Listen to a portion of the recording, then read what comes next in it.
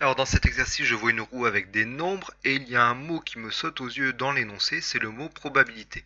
Donc c'est un exercice qui va parler de probabilité.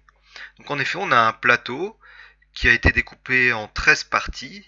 On a numéroté les cases de 0 à 12 et on va lancer une boule sur ce plateau. La boule va s'arrêter au hasard sur l'une des cases. Donc ça, c'est notre expérience aléatoire. Notre expérience aléatoire, c'est de lancer la boule et on ne sait pas où la boule va s'arrêter.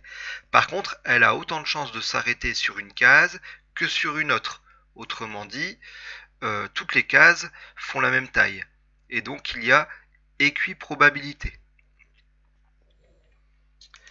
Première question, quelle est la probabilité que la boule s'arrête sur la case numérotée 8? Donc j'ai une seule possibilité sur un total de 13 cases, donc la probabilité est de 1/13e.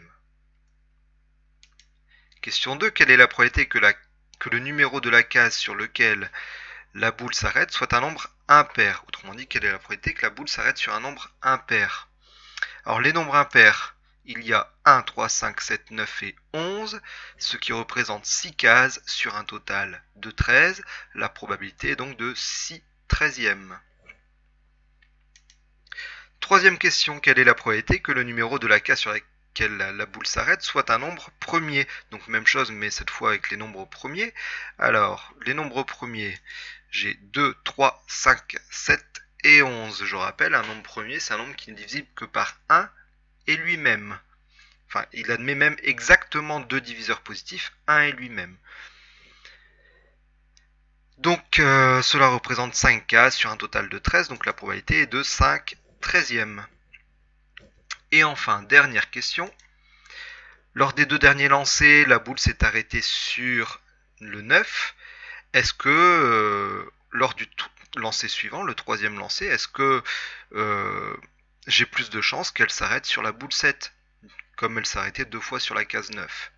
Eh bien, les lancers sont indépendants les uns des autres. Ça veut dire quoi? Ça veut dire que le résultat d'un lancer ne va pas dépendre de ce qui s'est passé avant.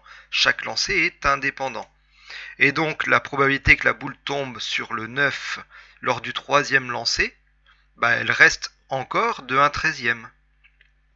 Tout comme la probabilité qu'elle tombe sur le 7 lors du troisième lancer, c'est aussi une chance sur 13. Peu importe ce qui s'est passé avant. Donc on dit que les lancers sont indépendants.